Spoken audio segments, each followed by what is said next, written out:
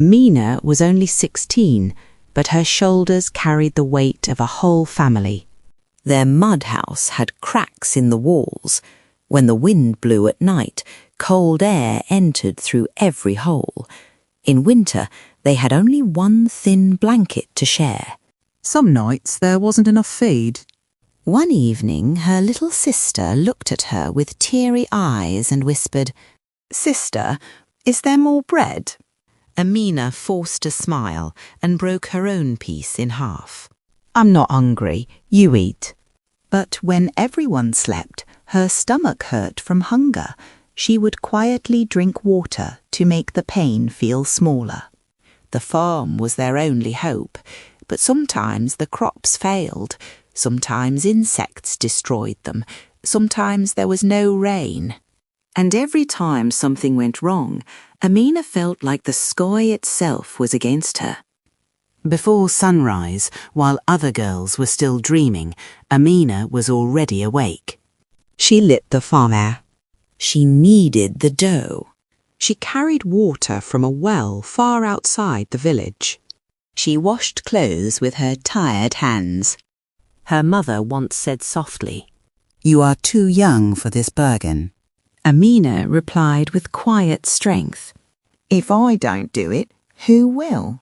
Her father tried to stand and help, but his weak body trembled.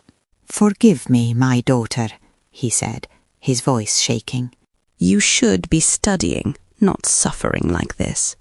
Amina held his hand. "Your rest is my strength, father."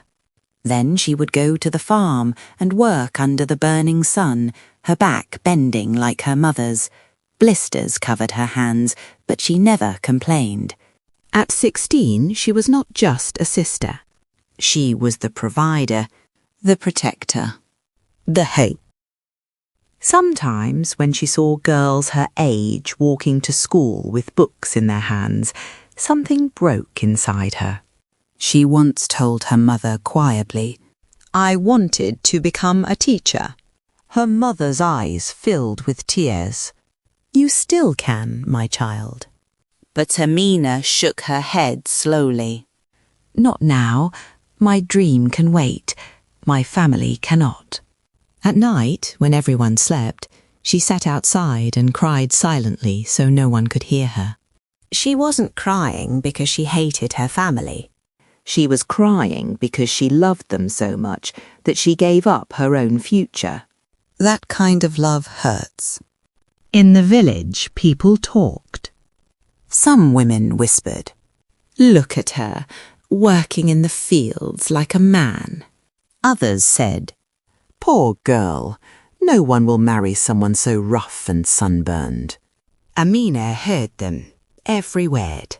One day, a woman said loudly near the well, "If her father were strong, she wouldn't be outside like this." Amina felt her face burn, not from the sun, but from shame and anger. But she did not answer. She lifted the heavy water bucket and walked away with dignity. Because she knew something they didn't. She wasn't weak. She was stronger than their words.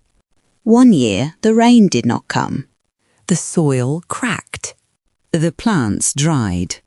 The future looked empty.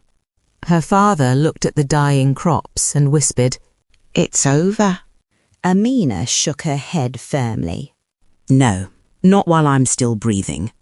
Every day she carried water from the well, again and again and again.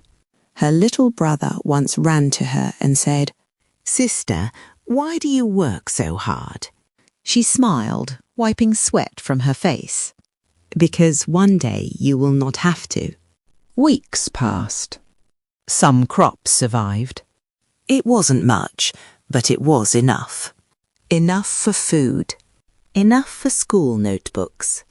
Enough for hope. One evening her father looked at her with pride and tears. "You are not my daughter," he said softly. "You are my strength."